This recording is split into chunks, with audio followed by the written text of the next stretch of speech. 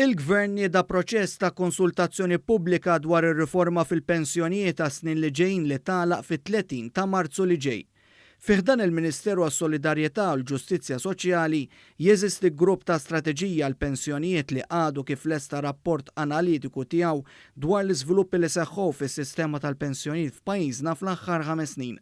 Ir-rapport li jsir minn dan il-grupp indipendenti mill-Gvern kull 5 snin jipproġetta wkoll il-qagħda tas-sistema tal-pensjonijiet sas-sena 2070.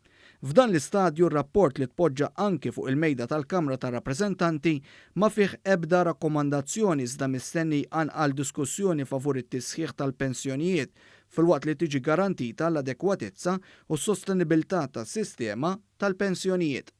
Il-Ministru għas-Solidarjetà Soċjali Michael Falzon spjega kif l-analiżi tiegħu il-grupp innota kif bl-iżviluppi li kien hemm fl-aħħar snin fil-qagħda ekonomika li kull sena tjiebet u fis-suq tax-xogħol li ssaħħaħ ukoll qed ikun ipproġettat titjib sostanzjali fl-adekwatezza tal-pensjonijiet. Fil-fatt filwaqt li fl-2010 l-adekwatezza tal-pensjoni kienet ikkalkulata li se tilħaq is-46% sal-2060, issa qed ikun stmat li se tilħaq il-55% sal-2070. Titjib ta' 9 punti perċentwali.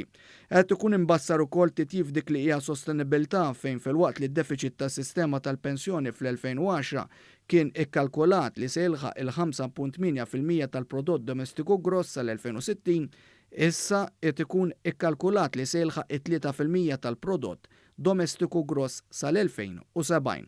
Dan ifisser li sa kważi 50 sena oħra, id-deficit tal-pensjoni huwa mbassar li jkun kważi nofs ta' dak ta' 10 snin qabel.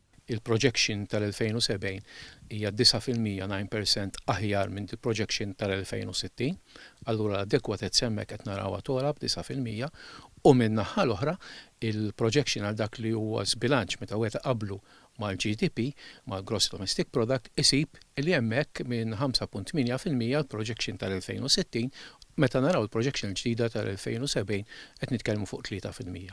Eventwalment grupp tekniku se jkun qed jevalwa l-opinjonijiet u s-suġġerimenti li jsiru mill-laqdiet u korpi kostitwiti mis-soċjetà ċivili, laqdiet tal-pensjonanti kif ukoll mill-pubbliku in ġenerali.